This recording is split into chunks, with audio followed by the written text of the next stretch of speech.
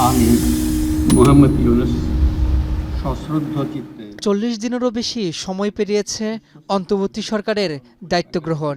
১৫ বছরেরও বেশি বিগত আওয়ামী শাসনামলে দেশের প্রশাসন, অর্থনৈতিক খাত কিংবা বিচার বিভাগে যেসব সংকট তৈরি হয়েছে সেগুলো নিরসনের জন্য ইতিমধ্যে ৬টি সংস্কার কমিশন ঘোষণা করেছে অন্তর্বর্তী সরকার।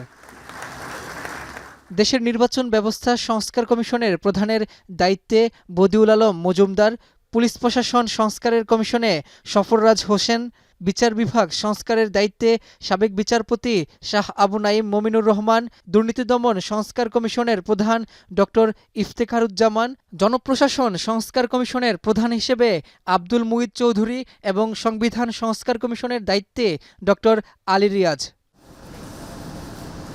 বৃহস্পতিবার অন্তর্বর্তী সরকারের প্রধান উপদেষ্টা ডক্টর মোহাম্মদ ইউনুসের সঙ্গে বৈঠক হয় ৬ সংস্কার কমিশনের প্রধানদের।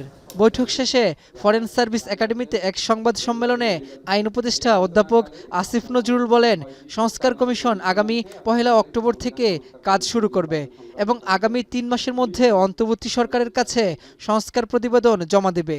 কমিটিগুলো আপনার 1 অক্টোবরের মধ্যে কাজ শুরু করবে এবং আমরা আশা করছি ওনারা 31 ডিসেম্বরের মধ্যে একটা রিপোর্ট আমাদের জমা দিবেন এবং সেই রিপোর্টের ভিত্তিতে নেক্সট ফেজ বা সেকেন্ড ফেজে আমাদের যে প্রধান উপদেষ্টা আছেন ওনার নেতৃত্বে আমাদের যে উপদেষ্টা মণ্ডলী সেটা রাজনৈতিক দলগুলোর সাথে এই সংস্কার ভাবনা নিয়ে আলোচনা শুরু করবে।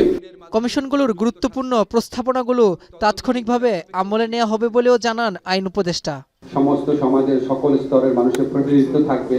সংস্কার কমিশনগুলোর রিপোর্ট পাওয়ার পর সেগুলি অনলাইনে উন্মুক্ত করে দেওয়া হবে, সবার মতামতকে রিফ্লেক্ট করার চেষ্টা করা হবে এবং এটার ভিত্তিতে আজকে ছাত্র জনতার যে আন্দোলনের গণ অভ্যুত্থানের বিপ্লবে যে প্রত্যাশা, সেই প্রত্যাশা আপনারা জানেন শুধু নির্বাচনের মধ্যে সীমাবদ্ধ ছিল না, সেটা ছিল একটা রাষ্ট্র সংস্কারের প্রশ্ন এবং প্রকৃত গণতন্ত্র প্রতিষ্ঠার স্বপ্ন।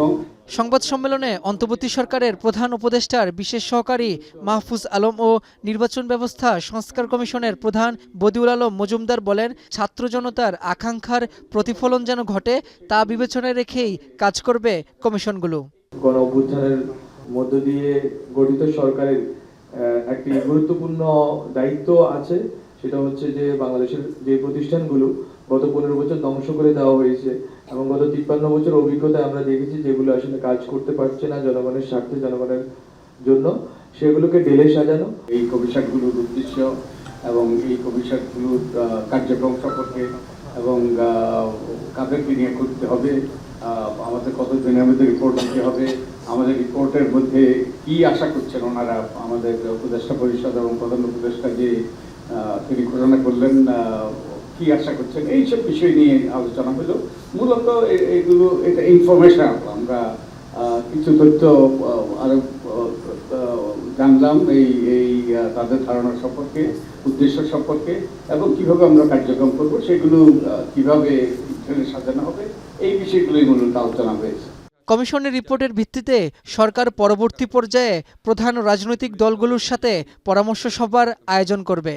চূড়ান্ত পর্যায়ে ছাত্র, নাগরিক সমাজ, রাজনৈতিক দলের প্রতিনিধি, সরকারের প্রতিনিধি নিয়ে পরামর্শের ভিত্তিতে সংস্কার ভাবনার রূপরেখা চূড়ান্ত করা হবে। সংস্কার করা প্রয়োজন সেই ধরনের চিন্তা। রাব্বি হোসেন, এখন, ঢাকা।